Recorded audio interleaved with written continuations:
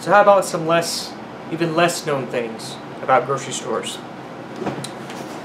So as a worker, certain things that I have to do and that I can do, you may not know about. So technically the rule is, I think, like if a customer walks within 10 feet of me, I have to acknowledge them and say hi. You can't really speak to everyone, so as long as you get to most people, it's kind of like, you know, you're good.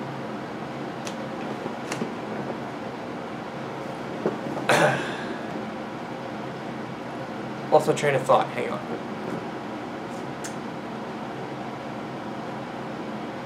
Yeah. If someone is working their department long enough, like me, I would say a solid 6 to 8 months. A year for sure. If you ask me where something is in my department, I could tell you I could point you to the exact door and shelf. Yeah, door and shelf of that product. Sometimes even the price, because we run the same stuff all the time. It's kind of muscle memory. Like you pick up a box off the cart, see what it is, turn, you can look right at it and see if it'll go on the shelf. That's how we run truck, basically. That way we're not wasting time picking it up, seeing, you know, oh, how do we read this? Look at the shelf to see where it's at. Oh, it's this brand. Looks like this. Let me check that. Yeah, that takes. You just gotta learn to snap to it, like I do. So the only exception is stuff that really does just not sell, or it's a vendor item. That's another thing. So I make that a different video. Never mind. If it's something that's in our store that we carry, there's a good chance, I see a decent to good chance that I know where it's at. And if you are trying to figure out where something is, you're asking somebody and it's not their department, it helps to know as much as you can about it. Because if you ask us where something is, and I have no idea what it is, I've never even heard of it, I'm going to ask you questions like, okay, is it usually hot or cold?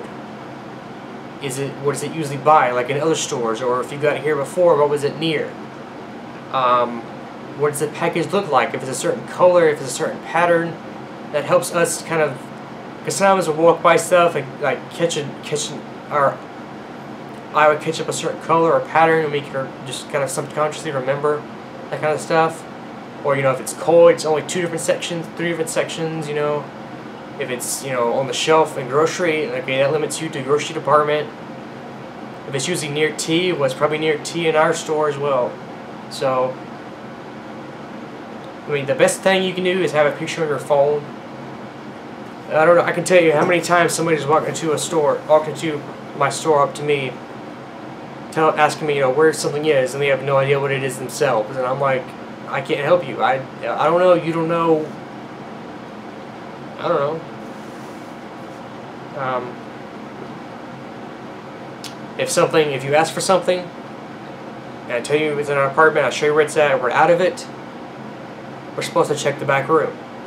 It's actually for anything you ask about, if it's, you know, in my department or not, we're supposed to check the back room. So obviously if it's not my department, I may or may not know where it's at in the back room. Even if I check, sometimes people put it in a different box, or they move it somewhere else. I don't know. If it's in my department, okay, well, is it a backstock day? I probably already took that section out there and ran it. In which case, it's not going to be there. I still usually go back in the room anyway because it makes it look like I'm actually checking when I'm not. I check everything that I think was in the back room. Some people just walk back there and walk back out like, oh, no, it's not back there. I will at least check. I've said before, I doubt we have it, but I'll check. I ended up being wrong. So, they're supposed to check the back room.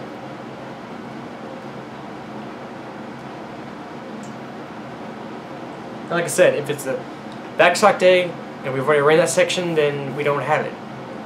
If it's the truck day, if you come too early, we haven't broke down the truck yet, it might be blocked. The section where the part of the back room we put it at might be blocked by pallets, so we physically cannot get to it.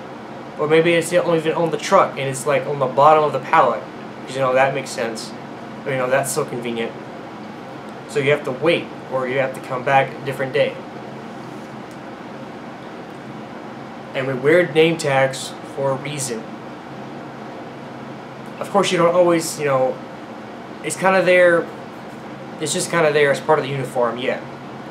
But I can tell you, there's probably 5 customers, as in, I can count on one hand, that have called me by my name according to my name tag, that didn't know me beforehand. I remember them because they actually said my name. But that's how many people have actually used my name tag to say my name when addressing me. I'm not saying you have to, but I'm just saying if you want to be, if you want to gain a little bit more respect and be remembered, then use their name tag. Use their name to say, use their name tag for their name, to get their attention or whatever. And also, for the last time, if I am wearing the uniform with a name tag, I work there. I get that question so many times. Sir, do you work here? And I'm sitting there in my uniform, putting up stock on the shelf. Like, why? The only confusion I see from that is if it's a vendor. Again, going into a vendor's. That'll be my next video. But I understand if you ask a vendor that question and they say no, it might be a little confusing. But again, they're not in uniform. We are. So,